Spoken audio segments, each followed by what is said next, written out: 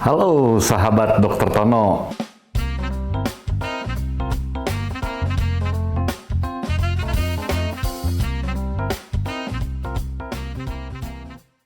Bulan Agustus ini adalah Hari Kemerdekaan Indonesia yang ke-77. Saya akan melonsing cara efektif menangani infertilitas. Kenapa saya harus terangkan? Karena agar efektif, segera dapat diketahui penyebabnya, segera dapat diketahui kelainannya, dan segera dapat ditangani agar efektif dalam satu, pembiayaan, ya, jadi lebih efisien. Yang kedua, waktu, tidak membuang waktu yang panjang. Nah, kita tahu infertilitas itu adalah seseorang wanita dan laki-laki dalam perkawinan tidak hamil selama 1 tahun pernikahan. Dengan catatan dia hubungannya teratur 2-3 kali seminggu, tidak pakai kontrasepsi dalam 1 tahun pernikahan. Nah, apa yang akan saya bahas adalah alur pikir penanganannya. Pertama adalah saya akan membahas dalam 3 kali kunjungan maksimal sudah diketahui semua apa yang terkait dengan infertilitas. Kunjungan pertama, Anda bisa datang sembarang waktu, ya, pasien bisa datang sembarang waktu. Hanya kita membedakan apakah ini pasien yang baru, betul-betul baru tuh, belum pernah dilakukan pemeriksaan atau ke dokter sebelumnya mengenai infertilitas, atau kita sebut lama. Lama itu adalah udah lebih dari 1 tahun, sudah ditangani, sudah datang ke berbagai dokter, ya, biasanya infertilitas gitu, shopping dokter gitu ya. Kalau dia baru, kita nggak ada masalah, sembarang waktu, dan Anda bisa kapan saja datang. Tapi yang lama, untuk yang lama, yang punya data, harap dibawa data-datanya. Karena ini akan menyebabkan kita lebih mudah, lebih cepat, dan lebih efektif lagi menanganinya. Sehingga tidak perlu pemeriksaan-pemeriksaan yang tidak efektif, ya. Jadi ini buat yang lama nih, kita akan validasi data yang ada harus dibawa. Ingat, Anda bawa data-data yang ada, karena itu sangat berguna. Mau 5 tahun yang lalu, mau 7 tahun yang lalu, mau 2 tahun yang lalu, nggak masalah. Apapun semua, ketika akan ke dokter, Anda filing dulu data-data berdasarkan waktu. Ini pemeriksaan USG apa semua Anda kumpulkan. Sehingga apa? Sehingga ketika berhadapan dengan dokter, dokter akan mereview lagi. Kami akan mereview lagi bagaimana data-data yang sudah Anda kumpulkan. Mudah-mudahan dari situ sudah ada petunjuk agar ini lebih efektif. Nah, tentu di kunjungan pertama apa yang akan ditanya oleh dokternya? Kita akan menanya berapa lama infertilitas, berapa berat badannya, lihat habitusnya, gemuk, kurus, atau ideal, kemudian umur. Jadi begitu pasien datang buka pintu, itu kita sudah mengamati dari mulai dia datang, ini kira-kira apa, tingginya, beratnya, dan lain sebagainya, sudah kita taksir. Kemudian pertanyaan lanjutnya adalah, adakah riwayat kesehatan sebelumnya, misalnya operasi, itu penting sekali buat kita. Terutama operasi-operasi yang di perut. Jadi kalau Anda pernah usus buntu atau appendix, apalagi kalau operasinya berhubungan dengan infertilitas atau kista, ada miom, ada apa, berhubungan dengan dokter kandungan, itu wajib dibawa. Wajib dibawa hukumnya, ya. Karena kita akan dapat data yang sangat-sangat banyak dari situ. Dengan begitu, kita nggak usah lagi pemeriksaan yang lain-lain. Kita dengan melihat, cuman tinggal kita klarifikasi nanti pada pemeriksaan. Yang paling penting, siklus haid. Anda harus hafal siklus haid minimal 3 bulan terakhir. Apakah ada nyeri haid? Apakah ada terlambat haid? Kita tahu siklus haid yang baik itu antara 28-30. Itu yang ideal untuk punya anak. Di atas 35 itu nggak bagus. Di bawah 23 itu nggak bagus. Yang paling baik mana? 28-30. Karena kita akan menentukan kapan masa suburnya. Jadi masa subur itu bisa dilihat dari siklus haid. Pertumbuhan sel telur itu bisa dilihat dari siklus haid. Kalau siklus haidnya pendek, misalnya 24, itu masa suburnya juga mungkin hari ke-12 atau hari ke-11 sudah subur. Tapi sebaliknya kalau dia panjang, masa suburnya itu akan terjadi pada hari ke-20, 21 misalnya. pada yang siklusnya 35 hari. Dan belum tentu juga dia subur gitu ya. Oleh karena itu siklus haid ini memegang peranan penting, siklus haid ini. Terus kemudian bagaimana Anda berhubungan? Jadi pasti ditanya suaminya di rumah serumah atau tidak. Selalu pertanyaan saya, serumah dengan suaminya? Loh, kok dokter nanya begitu katanya? Pasti serumah lah nikah. Ada orang yang misalnya kerja di Jakarta, istrinya di Bandung. Atau sebaliknya ya, hanya weekend saja. Atau yang sebulan sekali, ada yang 2 bulan sekali. Itu penting banget buat kita. Karena tidak sesuai dengan definisi nanti. Jangan-jangan Anda subur, cuman begitu ketemunya tidak pada masa subur. Karena kehamilan itu hanya terjadi pada saat masa subur. Anda tahu umur sel telur berapa lama? Hanya 24 jam, kurang dari 24 jam. Umur sperma bisa 3 hari, ya 3 hari kurang lah, tergantung kualitas spermanya. Dan subur itu, umur telur itu hanya 24 jam. Jadi kalau tidak hubungan pada saat itu, sekitar situ, ya tidak akan terjadi kehamilan. Oleh karena itu, kita akan berikan edukasi dan konseling. Bagaimana cara masa subur, bagaimana menentukannya, ada keputihan atau tidak, ada apa. Kemudian dilihat lagi komorbid. Komorbid itu pernah operasi, tadi sudah masuk komorbid. Dia gemuk atau tidak, nanti sudah dihitung. Body mass index-nya. Ya. Jadi berat badan, tinggi badan kita ukur. Kemudian lihat juga overweight atau underweight atau obesitas, kita akan, itu mempengaruhi sekali. Nah, dari situ akan diidentifikasi masalahnya apa. Sehingga kita menuju ke pemeriksaan yang berdasarkan dari sini. Kalau nyeri haid, aduh, saya harus cari ini dengan detail kemungkinan endometriosis. Kalau haidnya 35 hari ke atas, oh saya harus cari PCOS. Bagaimana sel telurnya? Atau jangan-jangan nggak ada sel telur. Oh, haidnya misalnya 2 bulan sekali. Hati-hati, nanti ini kemungkinan kegagalan fungsi sel telur atau menopause dini. Bisa saja. Jadi dari situ wawancara pertanyaan dan itu mengarah kepada apa yang saya harus lakukan saat pemeriksaan.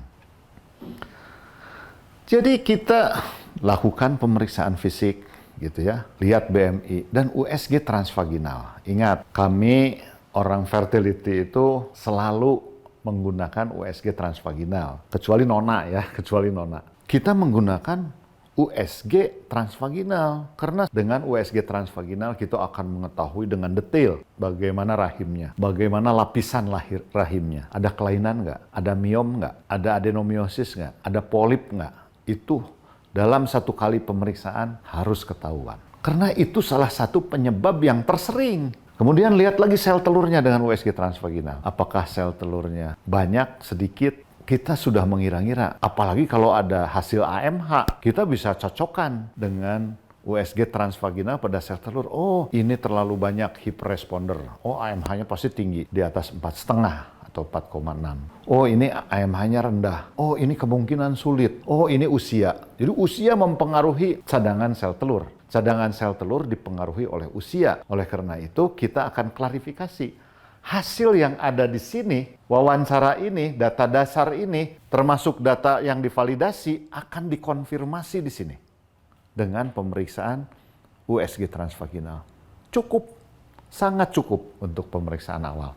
Dan kita bisa melakukan atau mengambil kesimpulan sementara. Itu sudah 90%. Jadi pertama kali datang, pertama kali diperiksa, kita sudah mengetahui hampir 90% kemungkinan penyebab. Nanti kunjungan kedua itu lebih mendalam, menukik lagi. Dan hanya lebih banyak validasi dari hasil-hasil yang dilakukan pemeriksaan pertama. Dan anjuran untuk pemeriksaan tambahan. Oke? Berarti ya. Kemudian kita lihat. Ini USG itu disebut one stop procedure. Kita harus selesaikan di sini. Untuk diagnosis dari anatomi dan juga fungsional. Jadi USG transvaginal itu bukan anatominya saja, bukan bentuknya saja. Fungsinya juga kita bisa lihat dengan pemeriksaan USG transvaginal.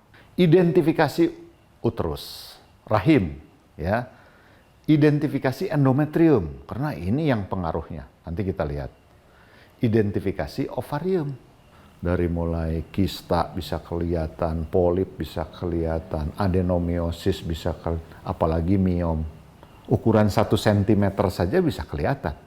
Sehingga kita diambil satu kesimpulan diagnosis sementara secara anatomis dan fungsional.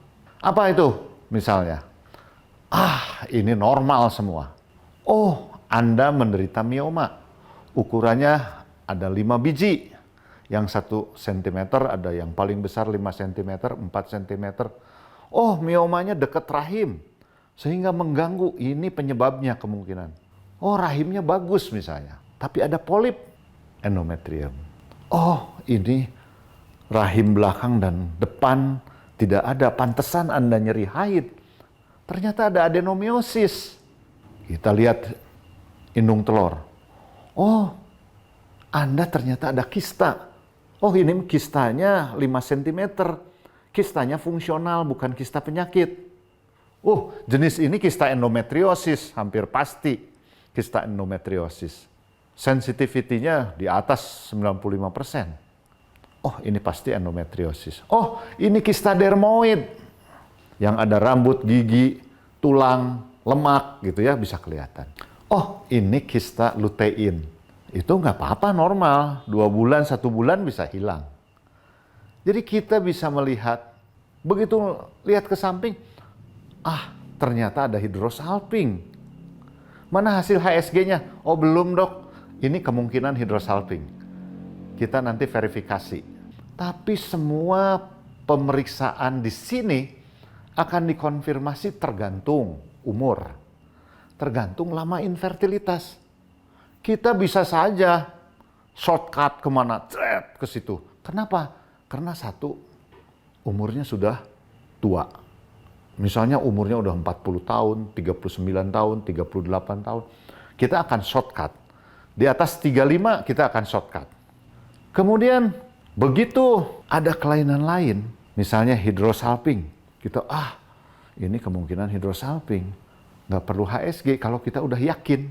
Dengan USG transvaginal kita yakin langsung, karena harus lakukan tindakan laparoskopi.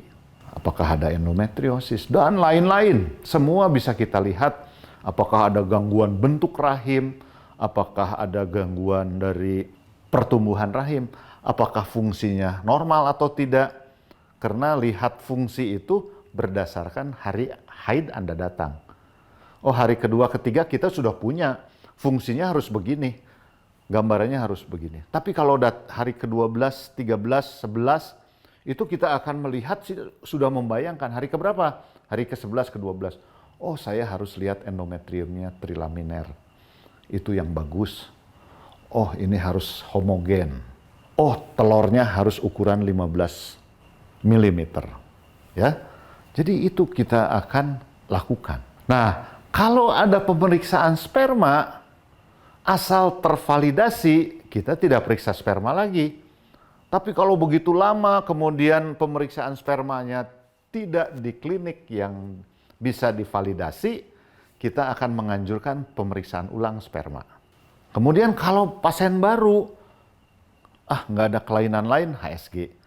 Tapi kalau pasien baru ada kista endometriosis, ada ini yang perlu lakukan operasi, karena sudah infertilitas 4 tahun, 5 tahun, atau bahkan 7 tahun, kita nggak HSG lagi, langsung saja laparoskopi. Tapi bagi yang mempunyai alat dan kemampuan laparoskopi. Tapi bagi teman-teman yang di daerah, nggak ada laparoskopi misalnya, kita periksa HSG. Jadi itu kunjungan pertama. Kemudian rencana tindak lanjut apa? Rencana tindak lanjut Anda harus memberikan informasi penting terhadap pasien. Jadi pasien harus tahu, harus mengerti. Pada keadaan kunjungan pertama pasien harus ngerti.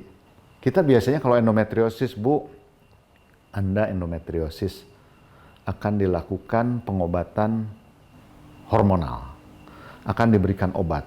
Oh, Bu, ini endometriosis. Sudah besar, mengganggu semua, ada infertilitas 4 tahun, jadi harus saya laparoskopi. Tapi tunggu dulu, tergantung AMH-nya. Tergantung cadangan ovariumnya. Ini ada adenomiosis, agak sulit untuk hamil. Anda sudah 5 tahun dan 2 tahun terakhir nyerinya hebat. Itu informasi-informasi yang detail. Kemudian, tolong Bu, Pak, Anda penyakitnya ini. Kami akan lakukan ini. Coba Anda baca literasi yang Anda mampu. Tentu tiap pasien kan berbeda kemampuannya dalam membaca literasi. Ya sekarang banyak di media sosial, banyak informasi. Instagram juga ada, mau cari endometriosis, mau cari adenomiosis. Di tingkat dunia ada, di tingkat nasional kita juga ada. Ya, jadi cari sumber literasi yang sahih dan bisa dipercaya. Ya, jangan yang hoax ya. Itu yang kunjungan pertama. Setelah kunjungan pertama, lakukan brief surat pengantar. Kalau harus HSG, kasih surat pengantar. Oh ini ternyata harus periksa sperma lagi. Atau belum periksa sperma, kasih surat pengantar. Bu, Pak, ini ada pengantar untuk melakukan pemeriksaan di lab. Hari keberapa, jam berapa, waktunya tergantung hormonal kapan. Kita terangkan, kalau pemeriksaan hormonal, hari kedua, ketiga baiknya untuk hormonal dasar. Kemudian kalau misalnya harus pemeriksaan HSG, kapan? Apakah ada obat yang diberikan? Lengkapi semua. Misalnya saya, Bu, bulan depan ketika Ibu haid, Ibu akan dilakukan pemeriksaan HSG dan juga sperma. Jadi ketika Anda haid, sperma diperiksa tuh, ya, di lab A, di lab B atau di sana. Tapi spermanya ini, oh saya pengennya dengan washing karena ini umurnya sudah lanjut misalnya. Kemudian yang kedua, Bu, Ibu harus di HSG. Ini ada obat profilaksis untuk HSG. Udah dikasih itu di dalam resep. Nanti diminum hari kedua, tulis di resepnya hari kedua haid. Diminum hari kedua haid dan nanti ke laboratorium ketika akan dilakukan pemeriksaan USG. Minumnya kapan, hari keberapa, itu tergantung apa tujuan dari dokter itu untuk menangani Anda. Karena tiap orang bisa berbeda jenis dan biasanya minimal 1 lah. Kalau mau HSG, Anda perlu nggak antibiotik profilaksis untuk HSG? Kalau misalnya kelainannya ada jelas, hari pertama udah jelas, sudah kita vonis saja. Kita harus lakukan tindakan operatif laparoskopi atau laparotomi. Itu kita akan simpulkan di situ dengan dasar-dasar A, B, C, D. Tentu kami menganjurkan ketika diagnosa itu ditegakkan, kadang-kadang kita perlukan. Boleh, Bu, ini pendapat saya seperti ini. Diagnosa saya seperti ini, dasarnya A, B, C, D. Saya akan lakukan tindakan ini. Dasarnya A, B, C, D misalnya. Itu yang saya akan lakukan berdasarkan pemeriksaan hari ini, Bu. Boleh Anda, Bapak, Ibu mau second opinion. Tapi ingat, second opinionnya itu pada level yang sama. Artinya kalau misalnya dokter kandungan yang suka menangani fertility ya sama ya, atau dimanapun lah harus sebanding. Tentu Anda harus jujur, kita juga harus jujur. Kemukakan apa yang ada, ini penting sekali. Kemukakan apa yang ada atau ada yang ketahui mengenai data Anda. Dan apa yang dikatakan oleh dokter sebelumnya juga katakan saja. Kalau ini mau ditangani ini, saya mau second opinion, nggak apa-apa sekarang, terus terang. Jadi menurut dokter apa gitu ya, boleh. Jadi itu kami makan senang kalau kenapa? Karena infertilitas itu bukan untuk dokternya. Penanganan terbaik itu adalah untuk kepentingan Anda, kalian berdua, suami istri. Jadi kalian memilih apa yang kalian yakini dan dianggap terbaik saat itu. Nah, bagaimana kunjungan kedua? Kunjungan kedua, kita lihat, datang hari ke-1 atau ke-3, kalau jauh tidak usah datang, sudah diberikan bahan yang tadi. Ya. Tapi kalau datang, apa yang dilakukan? Haid hari ke-1 sampai hari ke-3, atau sampai hari ke-5 bahkan, kita akan melihat cadangan ovarium. Kalau tadi kan sembarang, ya. Kalau tadi datangnya hari ke-1, ke-3, ya mungkin tidak perlu lagi gitu ya. Jadi kapan saja. Ya, yang lebih senang itu kadang-kadang di awal haid atau hari ke-9, 10, 11, 12 itu kita bisa mengambil kesimpulan lebih komprehensif ya. Setelah bersih haid hari ke-10 kita lihat sel telurnya. Jadi tergantung hari datangnya itu. Karena begitu hari datangnya itu kami sudah mempunyai, oh ini hari ke-10 berarti saya harus lihat ini, saya harus ada ini ukurannya harus sekian itu. Evaluasi hasil analisis sperma atau preparasi. Tadi, kalau tadi kan suruh periksa sperma, evaluasi. Kalau suruh pemeriksaan HSG, berikan obat kalau dia datang lagi hari ke-1, ke-3 untuk profilaksis. Apakah mau dikasih penyubur atau tidak untuk tracking cycle? Boleh saja, tergantung nanti dokternya ya. Karena akan meningkatkan pemeriksaan ke depan ini. Dengan pemberian obat di sini meningkatkan sebanyak 17% peluang kehamilan dari yang sebelumnya pada siklus yang kedua ini. Nah, kita tentu akan validasi data.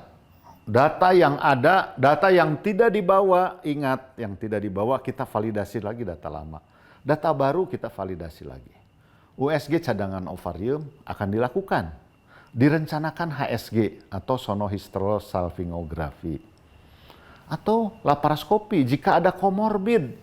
Ada komorbid itu ada kista endometriosis, ada ini. Kita tentukan kita. Nah ini yang disebut tracking cycle tadi, siklus alami.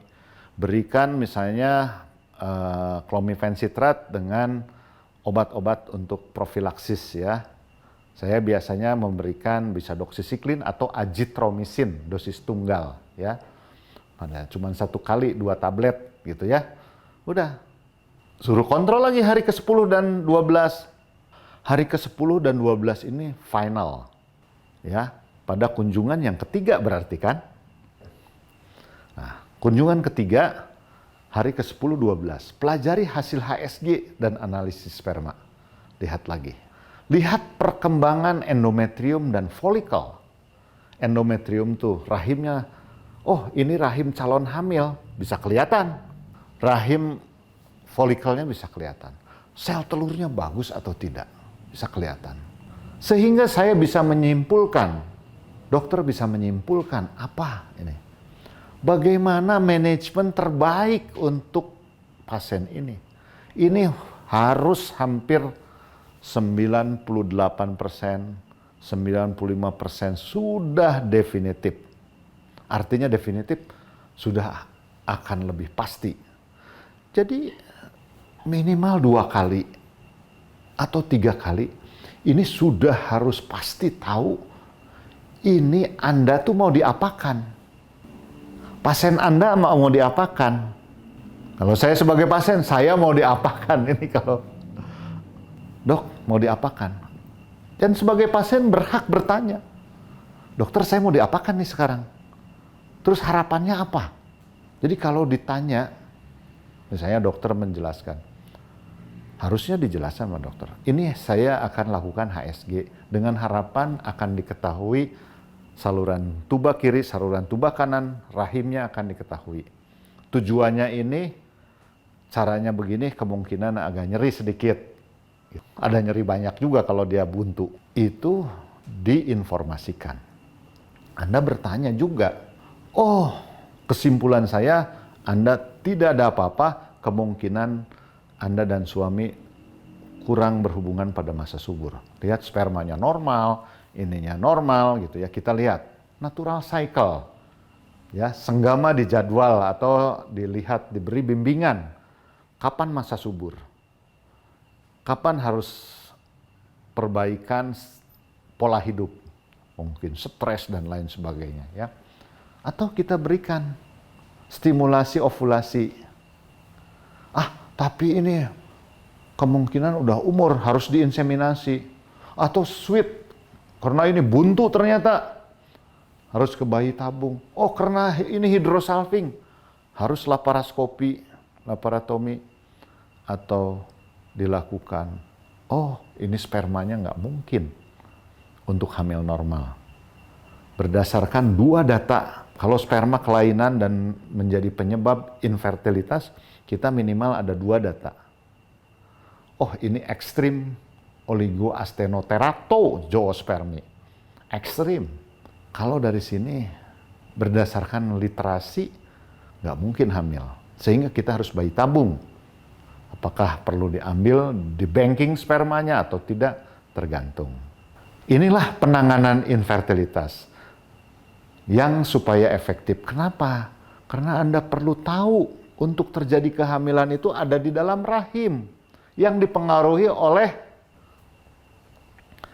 faktor penentu keberhasilan kehamilan itu ada 4. Pertama adalah embrio. Embrio yang haploid. Ini sering ditanya, dok saya bentuknya excellent. Excellent kemungkinan embrio haploidnya besar. Tapi bisa juga unhaploid. Jadi ketika bayi tabung misalnya, kok saya excellent nggak hamil. Tahu nggak? Bayi tabung di dunia, ini data dunia ya. Kalau Anda ikut bayi tabung, secara statistik kemungkinan gagalnya akan lebih besar daripada berhasilnya. Tapi tunggu dulu. Pada yang mana? Pada semua kasus yang dilakukan bayi tabung. Kenapa? Karena banyak orang-orang yang terjadi kelainan, baik sperma maupun telur maupun itu. Sehingga dia menurunkan.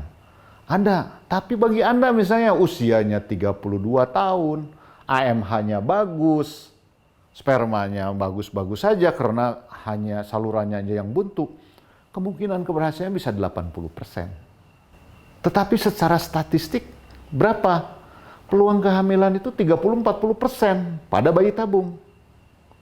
Tapi belum tentu pada Anda. Anda termasuk golongan yang mana? Nanti saya terangkan pada siklus episode berikutnya. Kemudian apa lagi? Endometrial support. Jadi rahimnya itu baik atau tidak? Reseptif atau tidak? Pembuluh darahnya baik atau tidak? Jadi karena si embrio ini harus nempel di sini. Dia harus terjadi aposisi. Jadi embrioblastosis itu yang ditanam itu harus nempel di sini. Kalau dia rahimnya tidak baik, sebaik apapun embrionya, ya tidak akan nempel. Jadi rahim harus baik. Karena begitu rahim harus baik, dia ngambil posisi. Embrio itu kayak punya mata. Dia akan menempati rahim yang terbaik. Ya, rahim yang terbaik apa? Ini ada pinopod. Ya, Anda lihat nih pinopod. Ya, pinopod. Dia akan nempel di situ, attachment, menempel. Kemudian setelah menempel dia akan invasi. Makanya di sini kadang-kadang ada ngeflek nih. Oh, kenapa dok saya ngeflek? Nggak apa-apa, selama dia kelihatan bagus. Kadang-kadang menjadi khawatir. Ada juga yang tidak. Jadi dia invasi masuk ke dalam rahim, lapisan dinding rahim, dia nanam. Nah ini tergantung juga ini rahim ini. Apakah endometriumnya bagus, pembuluh darahnya bagus, ada infeksi misalnya bekas hidrosalping, masih ini rusak. Ini mempengaruhi juga. Walaupun embrionya excellent, kalau endometriumnya jelek ya nggak hamil juga gitu. Jadi itu 2 ya, embrio, endometrial support. Yang ketiga, endocrine support. Ada nggak gangguan hormonnya? Kenapa pada PCOS sering keguguran? Karena 1 kualitas telurnya kurang baik, 2 endocrine supportnya kurang. Gangguan dari endocrine support. Apa yang endocrine support? Terutama progesteron. Kalau progesteronnya itu makanya sering pada bayi tabung sih pasti dikasih luteal support, kasih hormon progesteron. Ini penting banget. Ya. Jadi kalau dia sudah ini baik, haploidi, endometrial support baik, perlu endocrine support yang memelihara, mengasihi makanan daripada embrio itu. Baru dia Jadi 1, 2, 3 harus sinkron semua, salah satu nggak terjadi, tidak akan terjadi kehamilan. 1, 2, 3. Satu lagi faktor keempat. Yang keempat kita lihat adalah immunological support. Kalau dia ada endometriosis, kadang-kadang mengganggu. NK selnya aktif, sel pembunuhnya diserang, dianggap antibodi. Pada autoimun, dia akan nyerang juga ke sini. Makrofag itu sel-sel pembunuh, natural killer cell, sel-sel pembunuh, dia akan mempengaruhi secara imunologi bagaimana mulai dari aposisi, attachment, invasi, dia diterima atau tidak.